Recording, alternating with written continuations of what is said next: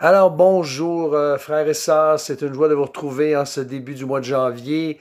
Je profite de l'occasion pour vous souhaiter une année 2021 bénie, remplie de la connaissance de la volonté de Dieu, avec toutes sortes de bénédictions malgré les incertitudes qui sont devant nous. Vous avez probablement entendu les nouvelles. Ce matin, aujourd'hui, il semble que le gouvernement se prête à annoncer un confinement total à nouveau à compter de samedi. On va le savoir demain. Donc, on est encore dans l'incertitude. Beaucoup de choses qui sont devant nous.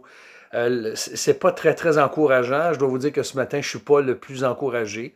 Mais, malgré tout, j'aimerais vous partager à compter d'aujourd'hui, dans les prochaines capsules, dans les 2 ou 3 semaines qui viennent, au moins 2 semaines, j'aimerais, plutôt que de parler de résolution de la nouvelle année, vous partager un peu mon rêve, mon désir, mes aspirations pour nous tous, individuellement, comme Église, mais aussi comme individus, pour la nouvelle année.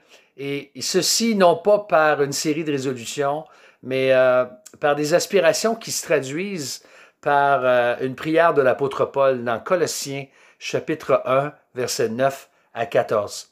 Paul a écrit ces paroles-là il y a 2000 ans.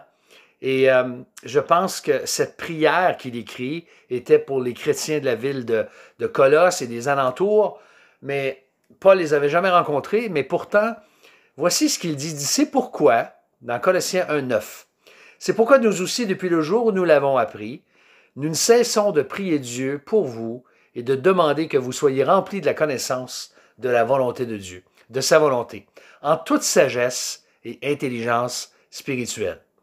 Marchez d'une manière digne du Seigneur pour lui plaire à tout point de vue. Portez des fruits en toutes sortes d'œuvres bonnes et croissez dans la connaissance de Dieu. Devenez puissants à tous égards par sa force glorieuse, en sorte que vous soyez tout à fait persévérants et patients. Avec joie, rendez grâce au Père, qui vous a rendu capable d'avoir part à l'héritage des saints dans la lumière.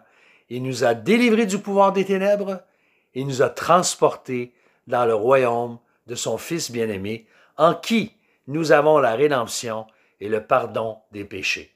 Alors, cette prière-là, Paul, elle fait suite il a fait monter à Dieu par la foi, et il vient de rendre grâce à Dieu justement pour la foi, l'espérance et l'amour des Colossiens. Alors, sa prière, c'est un peu comme un menu, je dirais, pour l'année qui commence devant nous.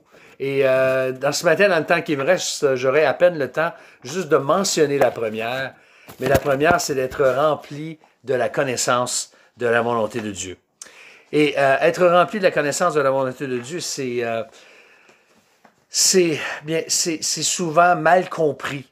On a l'impression que la volonté de Dieu, Dieu joue à cache-cache avec nous, ce qui n'est pas le cas, on le sait. Dieu n'est pas en train d'essayer de vas-y, tu brûles, ainsi de suite. Non, c'est beaucoup plus pratique que ça, c'est beaucoup plus simple que ça.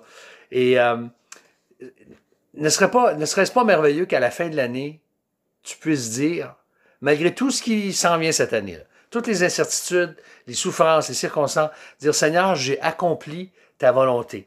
Alors, comment on fait ça de façon pratique? Eh bien, c'est ce qu'on va voir dans la prochaine capsule. Et nous allons prier, remettre l'année qui est devant nous et demander au Seigneur de nous conduire. Seigneur, on veut te remercier pour cette nouvelle année qui commence. Seigneur, nous sommes, oui, devant l'incertitude, devant bien des questions, devant bien des inconnus, mais nous voulons te faire confiance aujourd'hui. Oui, Seigneur, on vient de lire que cette prière de Paul où il priait qu'on puisse marcher de façon à te plaire. Seigneur, donne-nous la grâce de connaître ta volonté, de lire ta parole et de pouvoir la mettre en pratique. C'est notre prière au nom précieux de Jésus. Amen. Je vous souhaite une bonne journée. On va se retrouver plus tard cette semaine pour la deuxième capsule vers la fin de la semaine.